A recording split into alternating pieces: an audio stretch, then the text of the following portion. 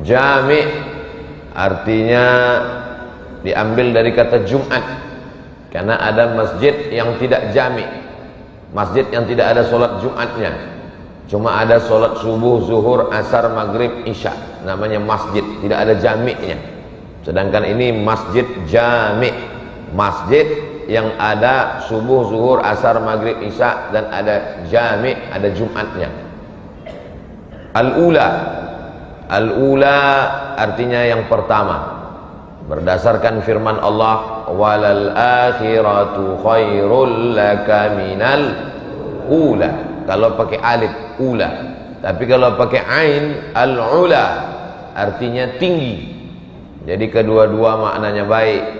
Mudah-mudahan semua orang yang berwakaf, berkontribusi sehingga berdirinya masjid ini, pahala yang kita lakukan ini mengalir untuk mereka semua insyaallah. Pelajaran juga buat kita, kalau mereka sudah mendahului kita meninggal, mereka meninggalkan masjid, kita pun nanti kalau meninggal coba kita pikirkan apa yang akan kita tinggalkan. Harimau mati meninggalkan belang, gajah mati meninggalkan gading, manusia mati meninggalkan kredit.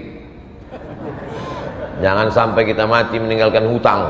Kalau bisa kita meninggalkan masjid, mengalir pahalanya sampai hari kiamat insyaallah. Amin ya rabbal alamin. Subuh ini kita akan mengkaji satu hadis Rasulullah sallallahu alaihi wasallam. Hadis ini ada dalam kitab Sunan At-Tirmidzi. Sunan kalau satu sunnah, kalau dua sunnatan, kalau tiga sunan. Sunan artinya sunnah-sunnah Rasulullah sallallahu alaihi wasallam. Disusun oleh ulama namanya Abu Isa Ibnu Saurah At-Tirmidzi. Tirmidzi nama kampung namanya Termez. Termez satu kampung perbatasan antara Uzbekistan dengan Afghanistan. Maka kita mengenalnya dengan Imam Tirmidzi.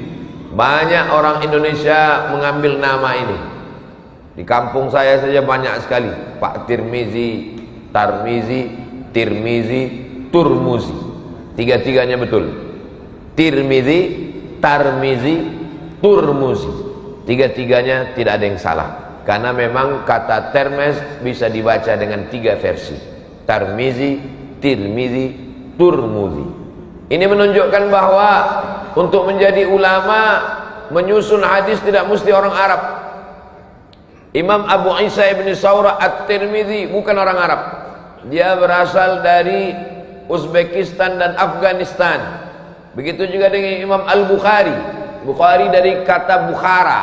Bukhara itu sekarang di Uzbekistan, bukan orang Arab. Namanya Muhammad bin Ismail bin Ibrahim bin Al-Mughirah bin Bardisbah.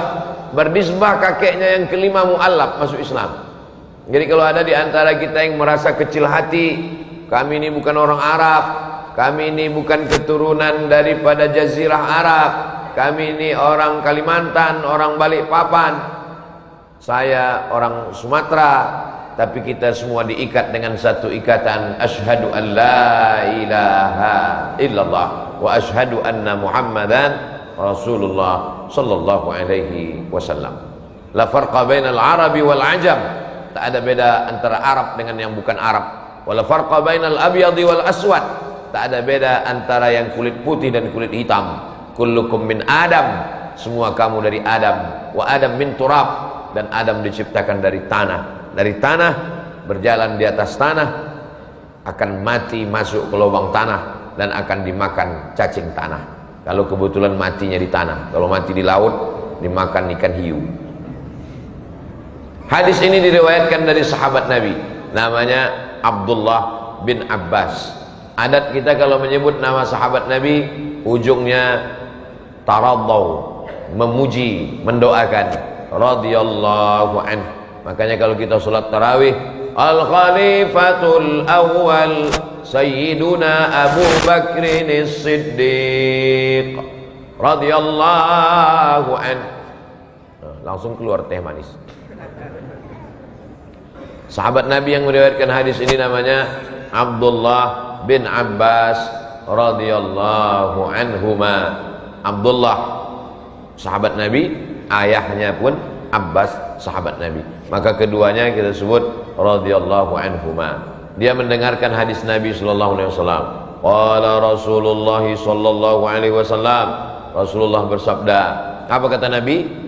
Ma min ayyamin, tidak ada hari, al-amalu salihu fiha ahabbu ilallah, beramal saleh pada hari-hari ini lebih dicintai Allah daripada hari-hari yang lain.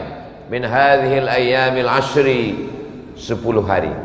Yang dimaksud 10 hari ini adalah tanggal 1, 2, 3, 4, 5, 6, 7, 8, 9, 10 Zulhijjah. Sekarang kita pun sudah masuk pada bulan Zulqa'dah. Tidak lama lagi Zulqa'dah. Zu artinya punya, Qa'dah artinya duduk. Zulqa'dah punya duduk, bulan yang punya duduk. Kenapa disebut bulan ini bulan Zulqa'dah, bulan yang punya duduk? Karena panglima perang yang punya tombak, punya panah, punya baju besi, punya kuda, dia tidak akan perang, dia akan duduk. Zulqa'dah, bulan yang wajib duduk, tidak boleh berperang, termasuk bulan haram untuk berperang. Inilah dia bulan Zulqa'dah. Yang tetap berperang di bulan Zulqa'dah ini sekarang 2. Yang pertama Ukraina, yang kedua Israel. Orang beriman bertemu dengan pembunuh bapaknya yang dulu pernah membunuh bapaknya, dia tidak akan berdiri untuk membalas, dia tetap duduk. Kenapa? Memuliakan minha arba'atun hurum, ada 4 bulan haram. Yang pertama Zulqa'dah, kedua Zulhijjah, ketiga Muharram, yang keempat bulan Rajab. Tolong diingat baik-baik, ini akan keluar pada UAS, ujian akhir semester. Nah, bulan Zulqa'dah insyaallah berlalu, dan amati kalender kapan tanggal 1 Zulhijjah, karena kata Nabi sallallahu alaihi wasallam, hari yang paling afdal untuk beramal 10 hari. Datang sahabat bertanya. Ini menunjukkan antara Nabi dengan sahabat itu tidak monoton, tidak Nabi saja yang ngomong, tapi ada dialog, ada tanya jawab. Sahabat bertanya, walal jihadu fi sabilillah, bagaimana kalau dibandingkan dengan jihad fi sabilillah? Berperang melawan Yahudi mati. Walal jihadu fi sabilillah, berperang jihad fi sabilillah kalah dengan amal 10 hari ini. Makanya nanti jangan sampai kita tinggalkan amal 10 hari. Mudah-mudahan panjang umur, sehat badan, kita bisa beramal 10 hari itu nanti insyaallah. Andai tidak sampai umur kita di 10 hari awal Zulhijjah itu, insyaallah berniat dari sekarang, mati kita tetap dapat pahalanya. Innamal a'malu bin niat saya, ya Allah, kalau engkau sampaikan di 10 hari itu, saya akan beramal soleh. Walal jihadu fisabilillah, berjihad fisabilillah kalah dengan amal 10 hari ini. Illa, kecuali rajulun, kalau ada seseorang kharaja binafsihi wa malihi, keluar dari rumah, dibawanya nyawanya, dibawanya hartanya, dia bawa kuda, walam yarji min dzalika bisyai, dan dia tidak pulang. Kalau ada orang keluar dari rumah, dia bawa kudanya, dia bawa nyawanya, dia bawa hartanya, dia perang melawan Israel, mati dia, cuma itulah yang bisa mengalahkan amal 10 hari ini. Tapi kalau cuman perang, habis itu hidup, pulang lagi, kalah, masih hebat lagi amal yang 10 hari ini. Ini Ustadz ngomong begini, hadisnya sahih atau tidak sahih ini? Kata Imam Abu Isa Ibnu Saurah At-Tirmidzi, hadithun hasan, hadisnya hadis hasan. Hadis itu berapa Pak Ustadz? Hadis itu 3. Yang pertama sahih, di bawah sahih hasan, di bawah hasan dhaif. Hadis sahih dengan hadis hasan tidak ada ikhtilaf antar ulama, tidak ada perbedaan pendapat. Semua ulama Ahlus Sunnah wal Jamaah menerima hadis ini. Yang ada perbedaan itu hadis dhaif. Hadis dhaif itu tidak boleh diamalkan kalau masalah akidah, masalah dasar halal haram. Hadis dhaif tak bisa diamalkan. Tapi kalau hanya sekedar zikir, doa, fadhail amal boleh. Allahumma barik lana fima razaqtana wa qina azabannar, hadis dhaif. Allahumma barik lana itu hadis dhaif. Terus yang sahih doa makan bismillah. Makanya kalau ada orang yang begitu datang makanan langsung makan, itu dua kemungkinan. Pertama, dia tidak mau mengamalkan hadis dhaif. Yang kedua, dia lapar betul. Ustaz tetap baca Allahumma barik lana. Tetap saya baca Allahumma barik lana fima razaqtana wa qina azabannar. Kenapa? Karena hadis dhaif, kata Imam Nawawi, ajma'al ulama ala jawazil amal bil hadis dhaif. Ijma' ulama boleh beramal dengan hadis dhaif kalau cukup 5 syarat. Bukan dalam masalah akidah, bukan dalam masalah halal haram, tidak ada periwayatnya yang kazab, pendusta, pembohong, penipu, masih bernaung di bawah hadis sahih. Dan untuk fadail a'mal, ini baik. Untuk apa kami tahu masalah ini Pak Ustadz? Penting. Jamaah mesti tahu ini masalah hadis dhaif ini. Bapak polisi, Babinsa, Babin Kamtibmas juga mesti tahu. Jangan sampai Ustadz ceramah dalam masjid, utlubil ilma walau bisin, tuntutlah ilmu walau ke negeri Cina. Ada yang kebetulan baru belajar, langsung dia berdiri, Ustadz jangan bawa hadis dhaif ke masjid ini. Kelahi antara Ustadz sama jamaah. Datang Babinsa dan Babin Kamtibmas menjelaskan, tenang, tenang, tenang, hadis dhaif boleh diamalkan kalau cukup 5 syarat. Apa syaratnya Pak? Lupa saya.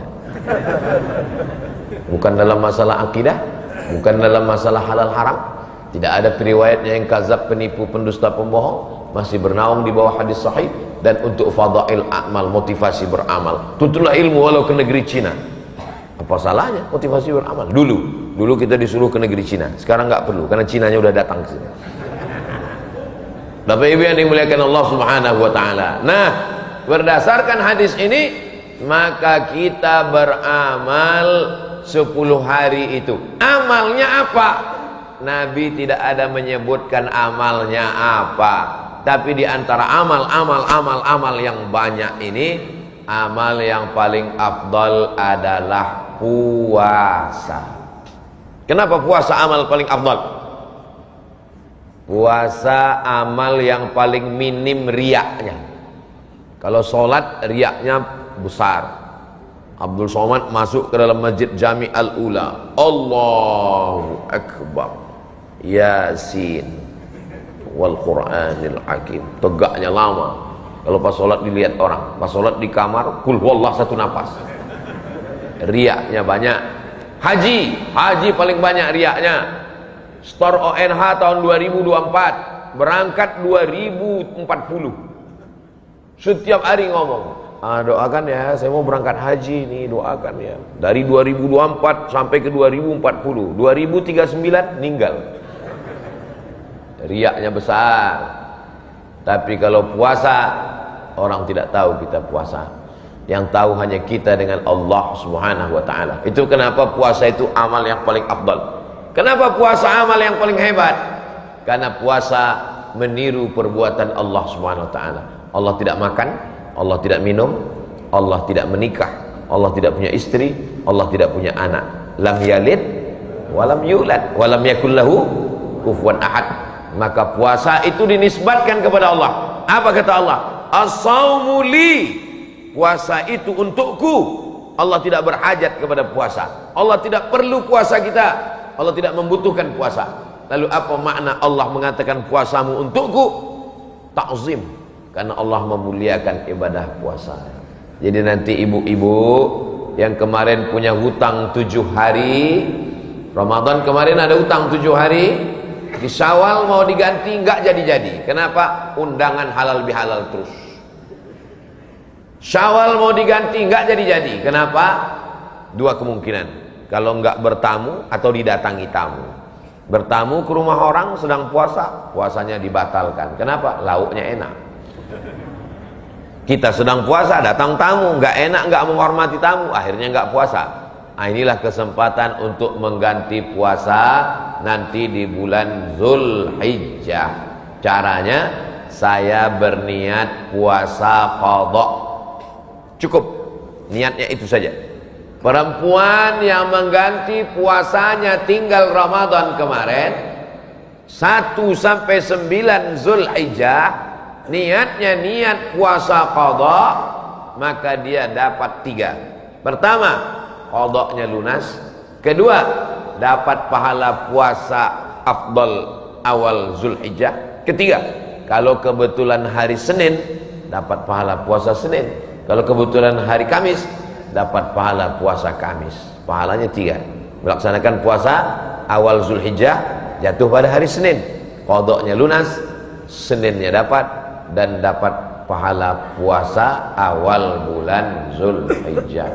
Ustaz Somad tadi menyebut ibu-ibu yang tinggal puasa. Betul, karena ibu tinggal 7 hari. Rupanya suaminya tinggal 17 hari.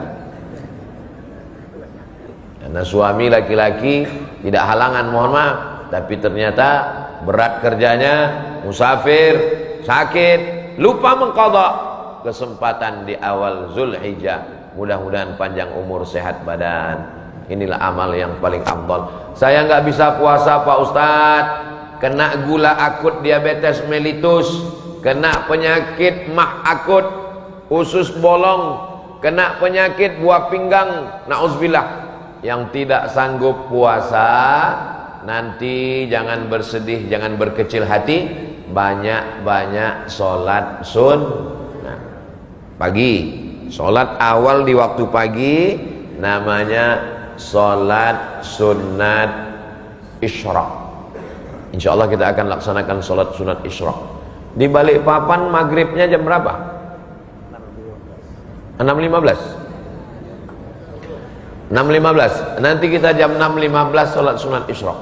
Saya sebetulnya tahu, pura-pura nanya aja supaya kita ingat. Mudah cara ngingatnya. Jadi kalau maghrib 6.15, nanti kita sholatnya jam 6.15. Bukan jam 6.15 maghrib nanti, jam 6.15 kan. Jam 6.15 kita sholat. Jam 6.15. Kenapa? Karena kalau kita tahu syuruk jam berapa, syuruk matahari terbit, lewatkan 12 menit.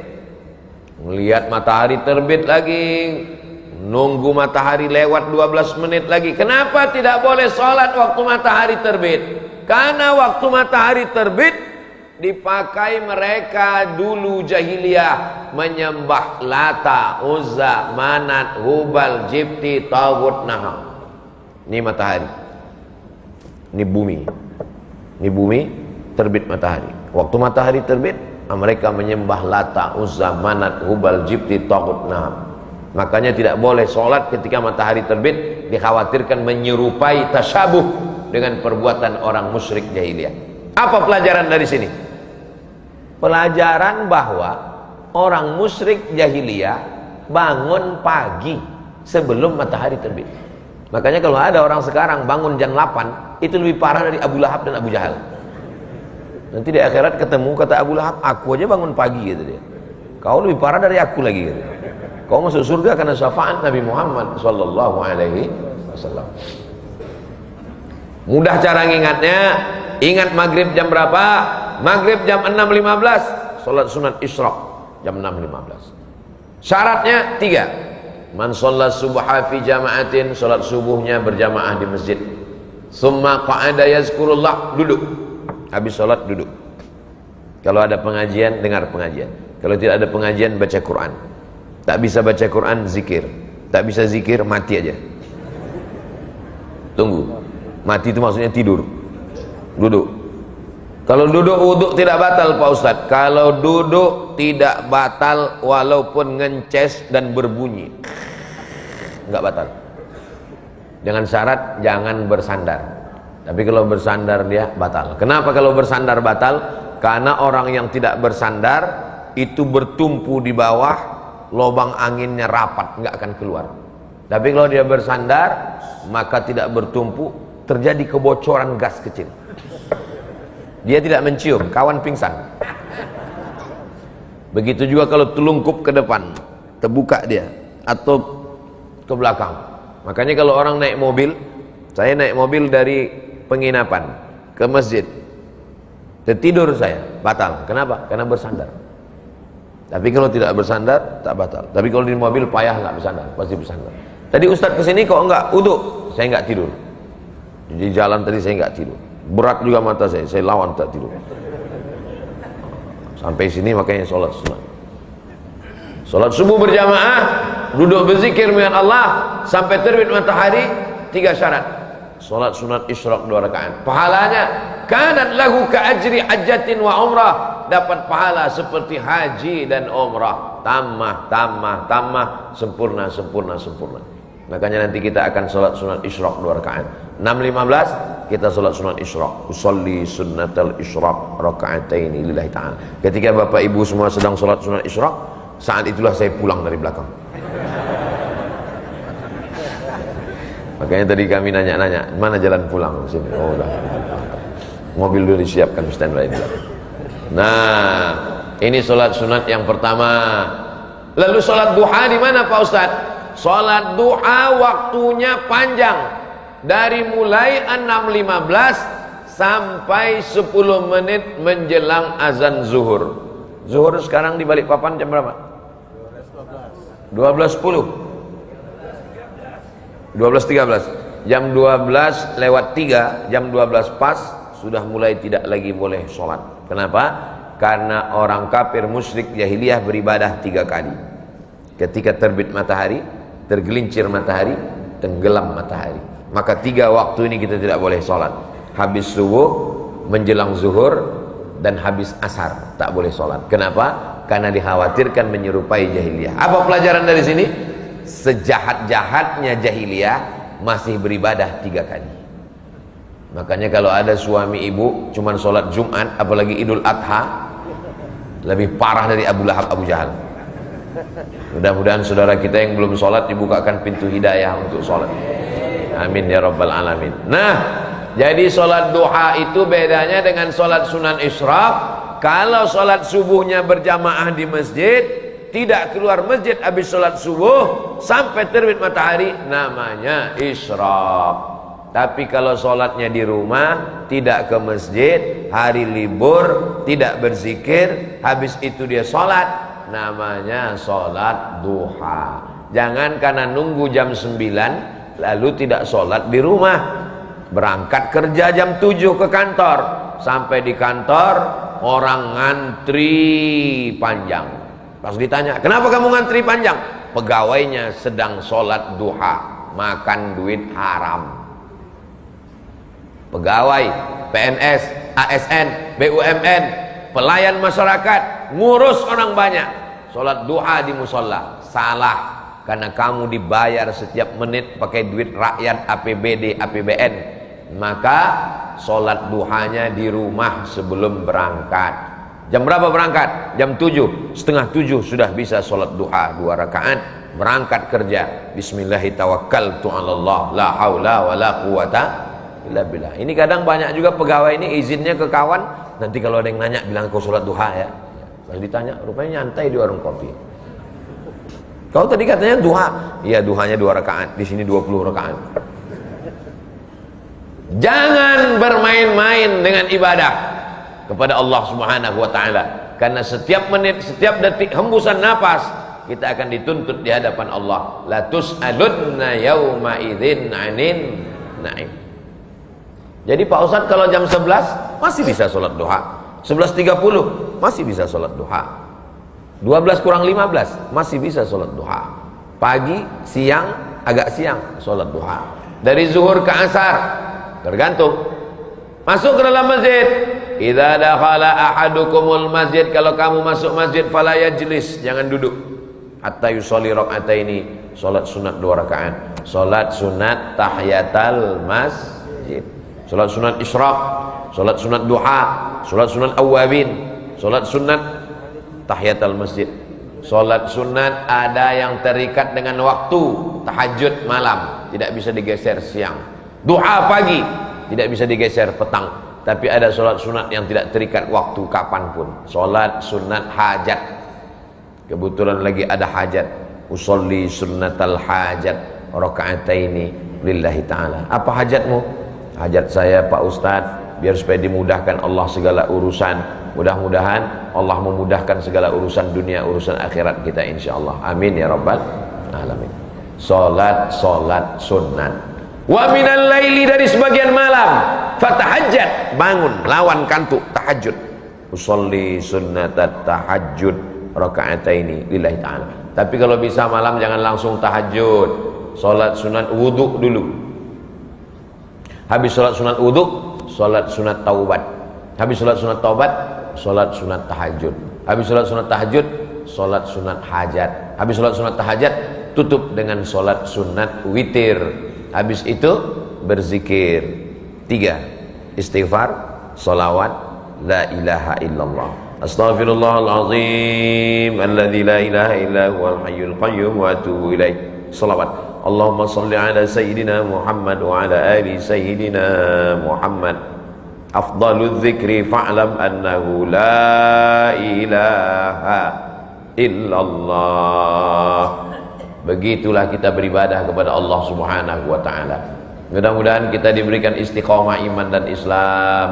Hati kita yang sudah lembut ini, ya muqallibal qulub, engkau yang membolak-balikkan hati.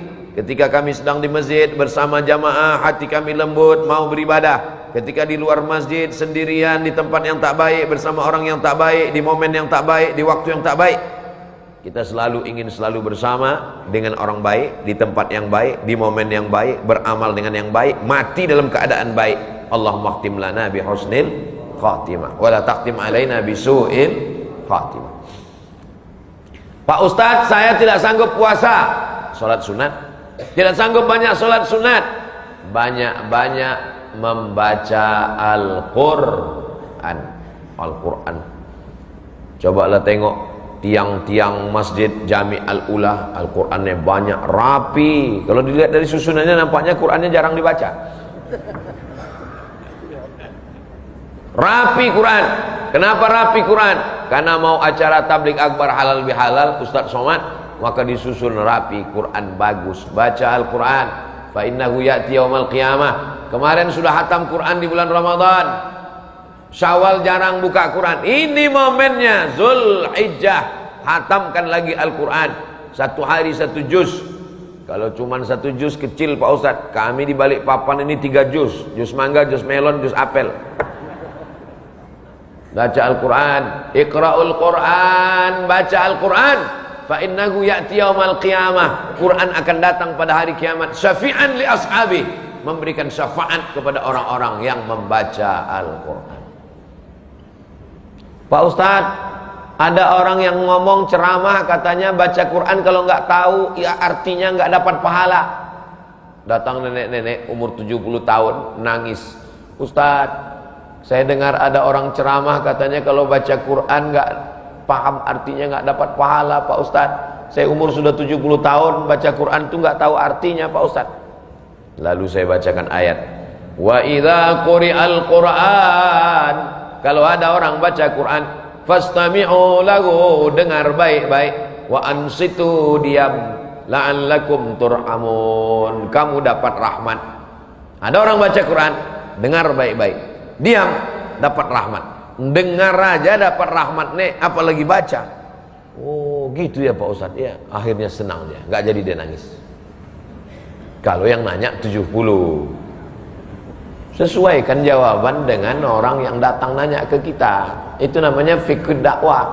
Ini yang datang 70, orang sudah tidak bisa belajar lagi, dia baca Quran, lalu nanya ke Ustadz Somad, Ustadz, kalau saya baca Quran nggak tahu pahalanya, katanya nggak tahu artinya, katanya nggak dapat pahala. Nggak dapat pahala, meninggal dia langsung.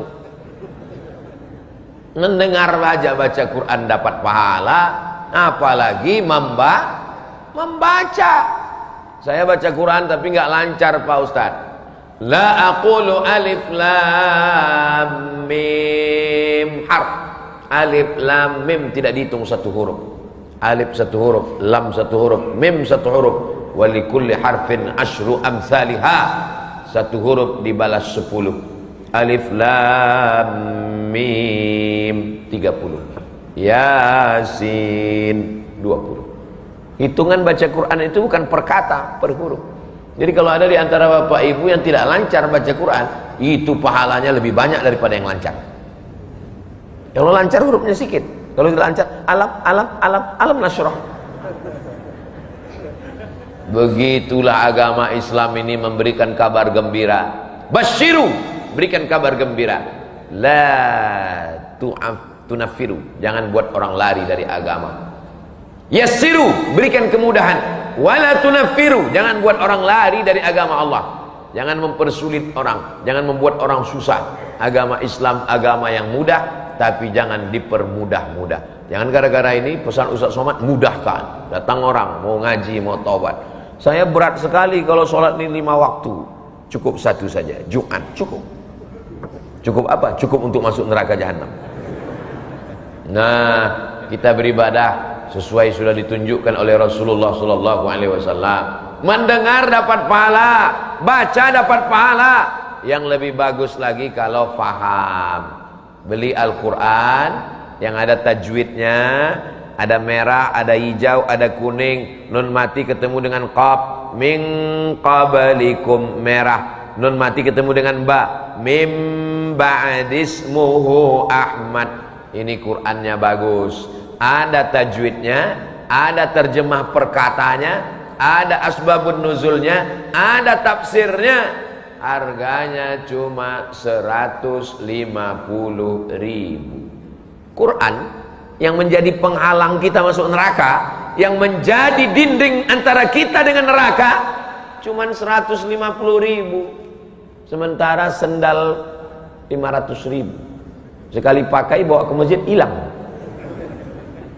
Malangnya nasib. Mudah-mudahan sendal saya tak hilang. Sholat kita ke masjid, membaca Al-Quran, duduk sementara azan berkumandang, bagus. Habis Quran. Pak Ustadz, baca Quran ini susah kami kalau kemana-mana bawa Quran. Download aplikasi Qoro'a. Jangan sembarang aplikasi. Gak tahu kita entah siapa yang buat. Yang punya kawan jamaah kita, Qoro'a. Sekarang ada lagi aplikasi, itu bisa langsung kita download. Dan kalau kita punya TV di rumah, langsung di layar TV itu muncul ayat Al-Quran. Sambil duduk, baca Quran. Alhamdulillah Ustaz Somad, suami saya sejak ada aplikasi ini, saya lihat setiap dia nonton depan TV, baca Quran terus. Tapi pas saya ada di situ Pak Ustaz, pas saya nggak ada, rupanya nonton bola juga Pak Ustaz. Saudara yang dimuliakan Allah Subhanahu Wa Taala, semakin canggih alat komunikasi, semakin mudah buat dosa, tapi semakin mudah juga untuk beramal soleh. Sekarang orang kemana-mana tinggal buka aplikasi Al-Quran, maka kita bisa baca Quran di mana-mana. Ada terjemahnya, ada suaranya, ada tahsinnya, ada tajwidnya. Maka ini memudahkan kita. Puasa, nggak sanggup puasa, sholat sunat. Nggak sanggup sholat sunat, sakit kaki, sakit lutut, baca Quran. Baca Quran pun nggak sanggup Pak Ustaz. Nengok Quran mata berkunang-kunang. Kadang-kadang titik banyak jadi 3. Tutup Quran. Jangan lagi buka Quran, tutup Quran. Maka perbanyak zikir. Subhanallah wa bihamdihi, subhanallahil azim, subhanallah wa bihamdihi, subhanallahil azim, subhanallah wa bihamdihi, subhanallahil azim. Tadi saya berzikir di Masjid Al-Ula pakai tasbih. Tasbihnya pakai kayu koka. Kata ulama, bagus bertasbih pakai kayu, karena kayu-kayu itu juga bertasbih. Kita bertasbih, kayunya bertasbih. Kalau pakai plastik, plastik tak bertasbih. Bukan berarti salah. Ini bukan cerita masalah salah nggak salah. Bagus. Saya Pak Ustadz payah kalau megang-megang tasbih Pak Ustadz. Saya tasbihnya digital, pasang ke jempol, dipetik. Bagus, nggak salah. Tapi pelan-pelan. Subhanallah bihamdihi, subhanallahil azim, subhanallah bihamdihi, subhanallahil azim. Ini saya tengok banyak orang zikir cepat sekali. Subhanallah, subhanallah, subhanallah, subhanallah. Alhamdulillah, alhamdulillah, alhamdulillah, alhamdulillah. Allahu akbar, Allahu akbar, Allahu akbar, Allahu akbar. Subhanallah walhamdulillah wala ilaha illallah wallahu akbar wala haula wala quwwata illa billahil aliyyil azim. 5 zikir. Subhanallah, alhamdulillah, la ilaha illallah, Allahu akbar, la haula wala quwwata illa billah. Pelan-pelan. Subhanallah walhamdulillah wa la ilaha illallah, Allahu akbar, wa la haula wa la quwwata illa billahil aliyyil azim. Jangan karena mau ngejar 100 cepatnya 120.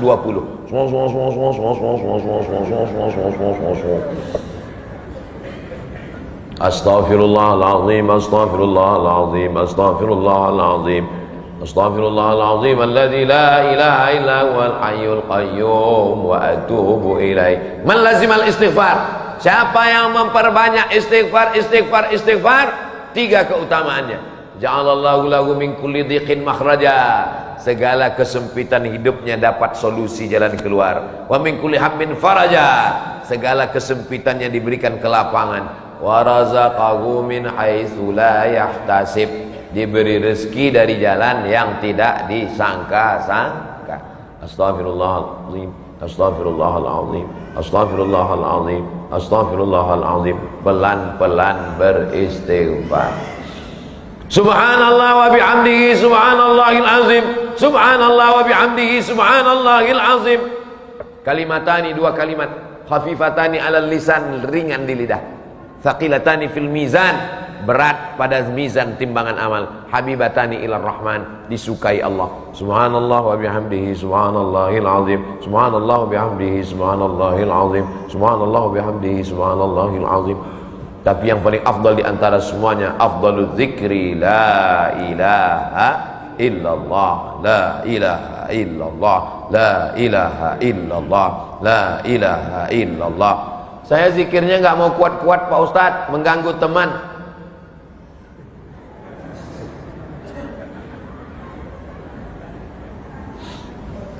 Zikir yang pelan itu ada dalilnya Pak Ustaz? Ada. Mana dalilnya? Walqur rabbaka fi nafsika, sebutlah Tuhanmu dalam dirimu, jangan kuat-kuat. Tadi Ustaz zikir kuat ada dalilnya, yang kuat juga ada dalilnya. Mana dalilnya? Allahu Akbar, Allahu Akbar. Ketika takbir dikumandangkan, maka setan lari, wa alaiha duratun, sampai terkentut-kentut. Hadisnya hadis sahih. Itulah mengapa disuruh orang zikir kuat untuk mengusir setan. Makanya kalau ada orang kerasukan setan, itu tahlilnya mesti kuat. Ada orang kerasukan setan, tahlil pelan. Kata setan, aku nggak dengar tahu, kata setan. Kalau orang kerasukan setan, kita baca ayatnya mesti kuat. La ilaha illallah, la di setannya. Pernah Ustadz meruqyah orang? Pernah. Ada orang kerasukan setan, saya tengok di situ yang baca pelan, Allahu la ilaha illa huwal hayyul qayyum. Ya mau setannya keluar. Enak kata setan. Saya disuruh baca, saya bacakan langsung ke telinga sebelah kanan. Allahu la ilaha illa huwal hayyul qayyum. Sadar dia, sehat. Nggak tahu entah karena dia terkejut, Allahu a'lam. Mending sadar dia keluar. Mana tahu. Ini hari ini Bapak Ibu boleh tersenyum, bisa saja terjadi. Pulang dari sini Bapak kesambet. Langsung Ibu bacakan. Langsung Ibu praktekkan yang tadi langsung. Enggak juga mempan, ambil panci dari belakang, kepala. Saudaraku yang dimuliakan Allah Subhanahu wa taala, maka yang paling ringan adalah zikir. Ya Rasulullah, ajarkan aku amal yang paling ringan tapi paling hebat. Antufariqad dunya, kau mati meninggalkan dunia. Walisanuka, lidahmu ratbun, basah bidzikrillah. Yang paling berat nanti waktu mau mati, menggerakkan kelopak mata, berat. Makanya tidak ada orang mati kelopak matanya bergerak. Semua orang yang sudah mati itu kelopak matanya terbuka dan ditutupkan orang lain. Menggerakkan kelopak mata berat. Orang kalau sudah mau mati, jangankan menggerakkan tangan, menggerakkan bibir berat. Allah tahu. Itu makanya sakratul maut orang mati, la ilaha illallah, tidak perlu menggerakkan bibir. Kalau menyebut nama masjid ini bergerak bibir. Masjid Jami' Al-Ula.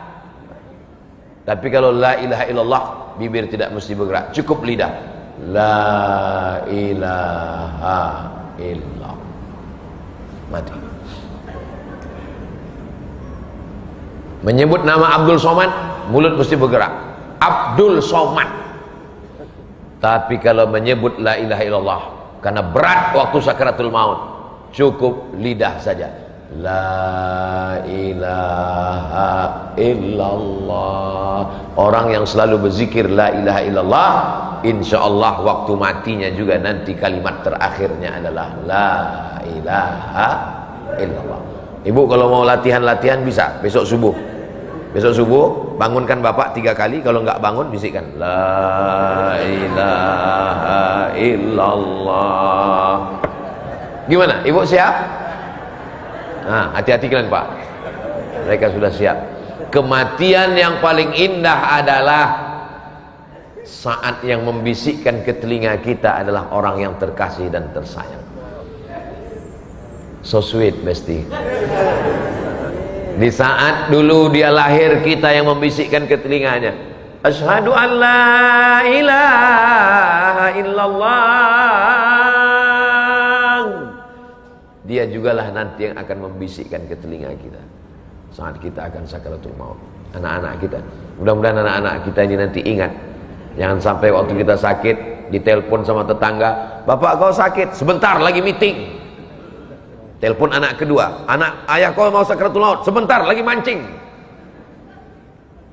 Anak-anak kita insya Allah akan datang. Mereka yang membisikkan, satu membacakan Yasin, satu membisikkan la ilaha illallah. Itulah kematian yang paling indah. Jangan sampai kita mati di tengah keramaian, kota ramai hiruk pikuk, kita mati sendirian di ruang ICU, siapapun tak ada. Setelah kita mati 2 hari, barulah datang menantu sama anak kita, sama cucu-cucu kita, pakai baju hitam, sepatu hitam, man in black. Saat itu tak ada gunanya lagi. Begitu mereka sampai ke kuburan kita, bukannya baca Yasin, malah selfie semuanya. Selfie. Habis itu mereka pun update status, sudah meninggal. Amin, amin, amin, amin, amin. Kita mau semuanya anak-anak kita saat kita sakit mereka bacakan Yasin, saat kita sakratul maut mereka mentalqinkan, mereka yang mengkafankan, mereka memandikan, mereka menyolatkan, mereka menguburkan, mereka mendoakan. Itulah anak-anak yang hari ini kita bawa.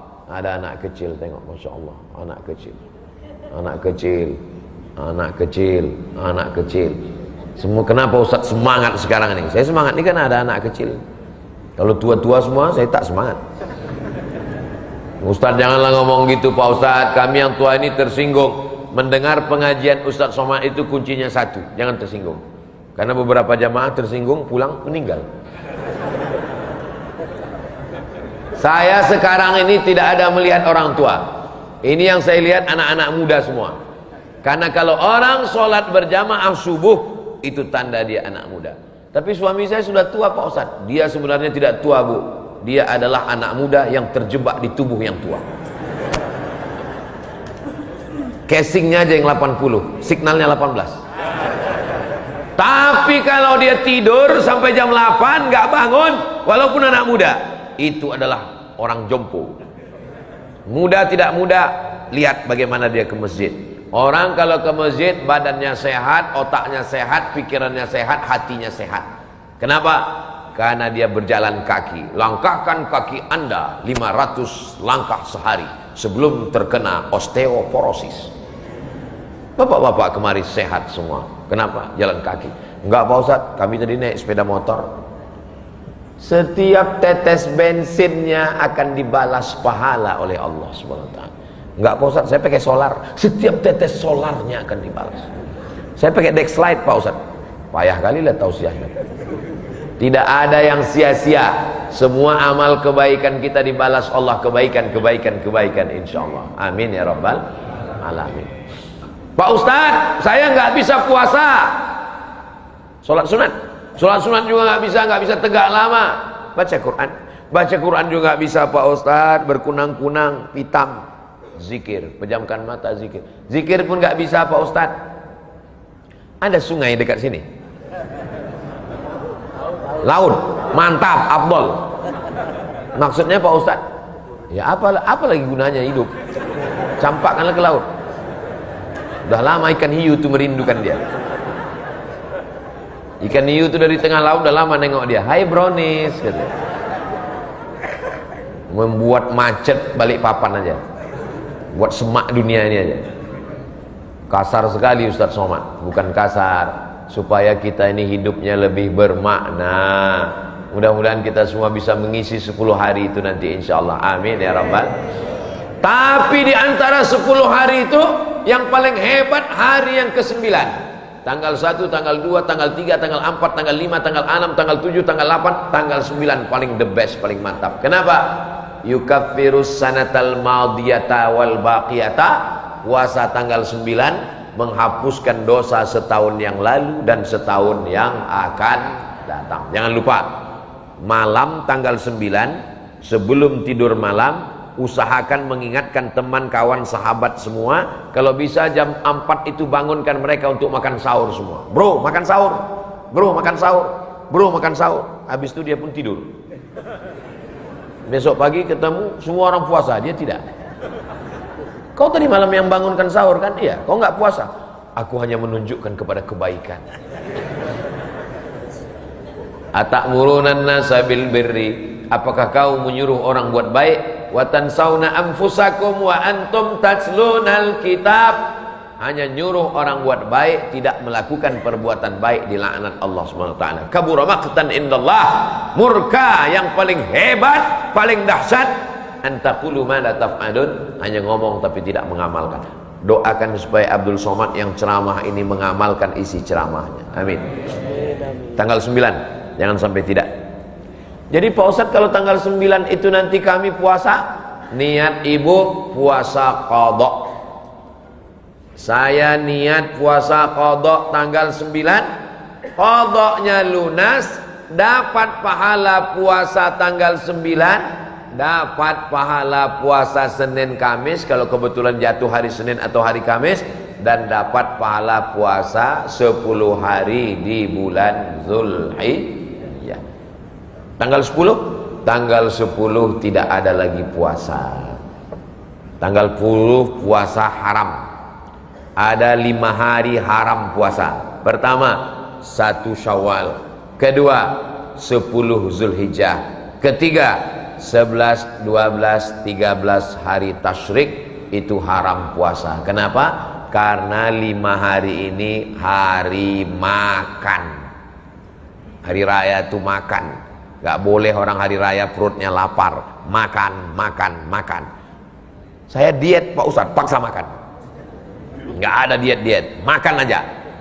Saya gak bisa makan kambing Pak Ustadz.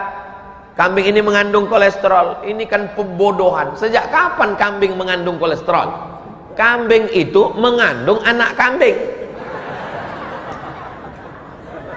Kambing mengandung kolesterol. Saya kalau disuguhkan makanan semua, belum pernah saya kalau ditanya sama jamaah, Ustaz sudah ada pantang? Ada Pak. Pantang apa? 1. Apa? Pantang dekat. Asal dekat, sikat. Nah ada. Kalaulah makanan itu berbahaya, sudah lama saya mati. Setiap jamaah memberikan makanan, pasti makanan terbaik, the best, high quality, itu diberikan ke Ustaz. Biar supaya apa? Ustaz itu cepat mati. Tidak ada. Sehat. Saya, Pak Bupati, Pak Kapolres, Pak Dandim, Ketua DPRD, makan kepiting, cumi, semua makanan berkolesterol semua. Nggak ada yang berani makan. Saya makan, sampai sekarang hidup. Malah yang nahan mati duluan.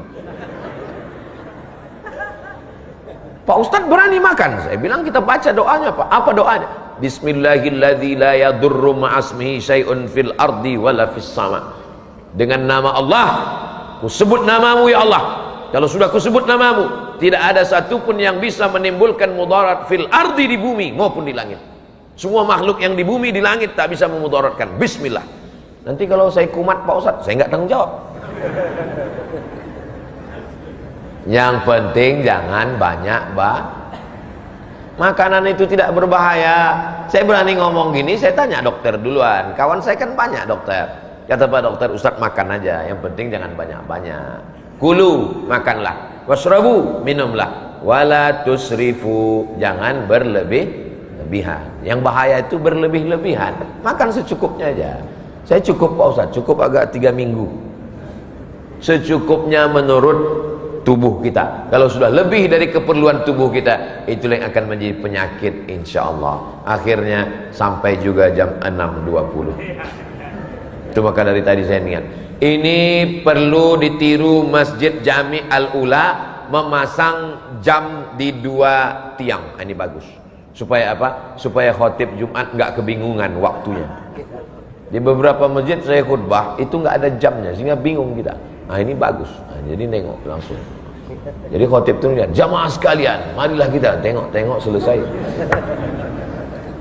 Bapak Ibu yang dimuliakan Allah Subhanahu wa taala, di akhir majelis mari kita sama berdoa kepada Allah, mudah-mudahan kita diberikan istiqomah iman dan Islam, anak cucu kita dalam keadaan iman dan Islam, keluarga kita sakinah mawaddah warahmah, soleh dan solehah, diberikan kebaikan sampai akhirnya kita berjumpa Rasulullah di surga Jannatul Firdaus. Ala hazihi niyah, al-Fatihah.